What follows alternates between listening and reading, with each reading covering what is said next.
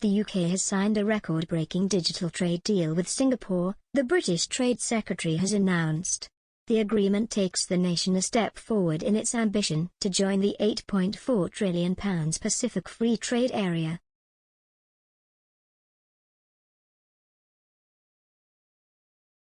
Anne-Marie Trevelyan has secured a digitally focused trade deal with Singapore. The Digital Economy Agreement (DEA) has been described by the government as the world's most comprehensive digital trade deal with the Asian country. It is also the first such pact signed by a European nation. After 6 months of negotiations, it is to bring opportunities for growth to UK firms that wish to target tech-savvy Asian markets.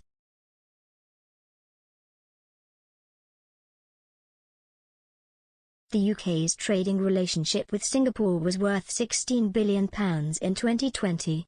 The DA is set to take this to the next level by paving the way for an expansion of digital trade.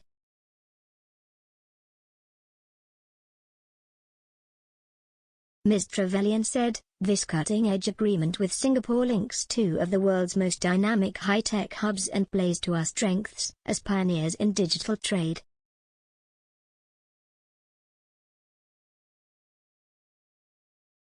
Negotiated in just 6 months, it is the first digital trade deal ever signed by a European nation and will slash red tape, cut costs and support well-paid jobs across the whole UK.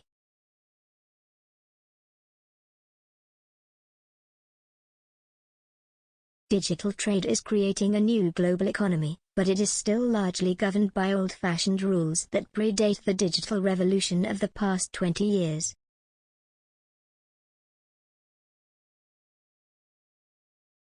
We're using our independent trade policy to strike groundbreaking agreements that update these rules for the digital age and connect UK businesses to the biggest and fastest-growing markets in the world.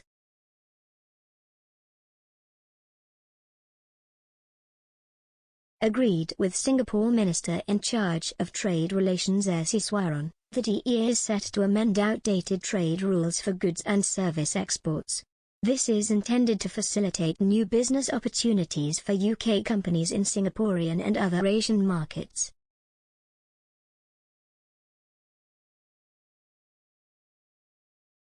While 1/3 of the UK's exports to Singapore are already digitally delivered, with little difference to the finance, advertising and engineering sectors, service companies such as telecoms giants of the likes of BT Group are presented as the big winners of the deal.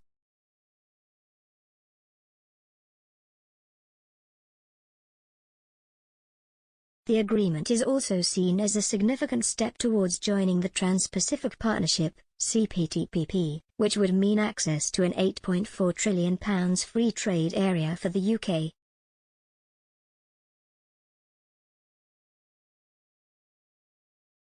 Foreign Secretary Liz Truss formally started trade negotiations to join the CPTPP in June.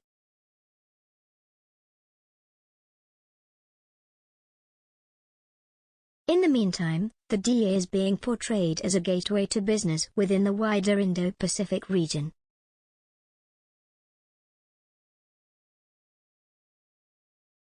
Andy Burwell, CBI Director, International, said, "It's extremely promising to see the UK agree its first-ever digital trade deal with Singapore."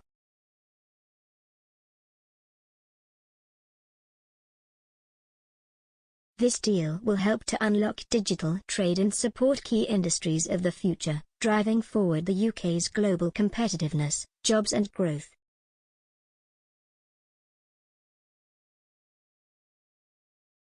Services will underpin the UK's economic growth and therefore the UK's global Britain ambitions.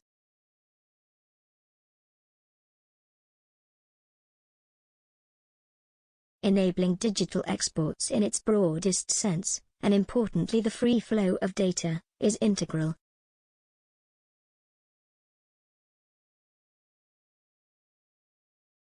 Julian David, CEO, TechHook, said, "Given Singapore's long-standing status as one of the most innovative countries in digital trade policy, this agreement provides a strong platform for meaningful bilateral cooperation on tech and digital, allowing us to build common approaches to emerging issues."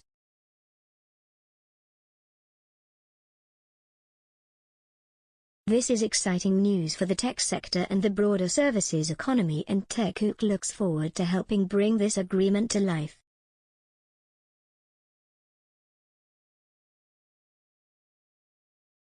Claire Francis, Regional Head, Client Coverage Europe, Standard Chartered, said, "The United Kingdom continues to show its leadership in global trade by becoming the first European country to agree to a digital economy agreement with Singapore."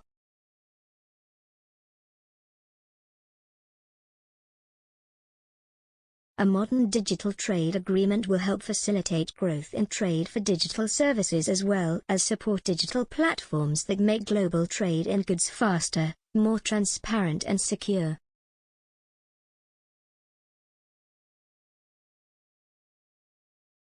Catherine McGuinness, City of London Corporation Policy Chair, said, "While we await further details on how these provisions will work for firms practically, we also look forward to seeing similar agreements announced in 2022 with our partners and friends across the world."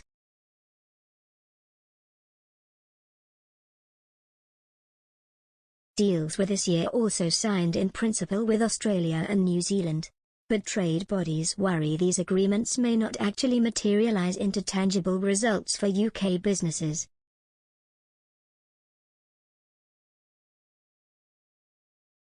Angus Brendan McNeil, chairman of the International Trade Committee, said, "As a committee, we've called on the government to publish a full strategy for its international trade negotiations, outlining the overarching aims and objectives of the UK's trading approach."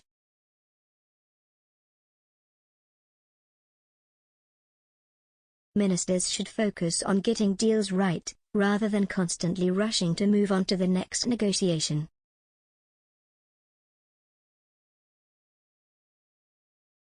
These agreements have positive and negative impacts, and it's only right that the government puts due consideration, time and effort into them.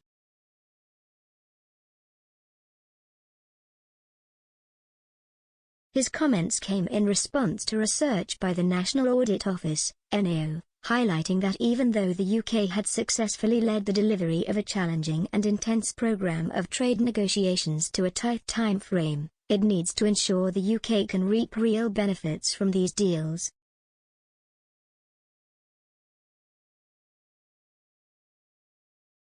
The report, released on Wednesday, warned there was a certain speed and intensity in reaching deals and pointed out the Department for International Trade, DIT, needs to bring together its trade strategy in one place to help to clarify its international ambitions.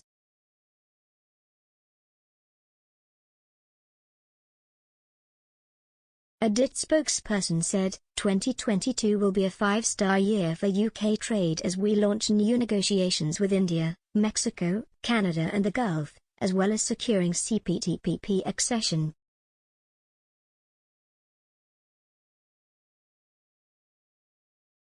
We also look forward to seeing the ambitious deals we have agreed with Australia and New Zealand come into force.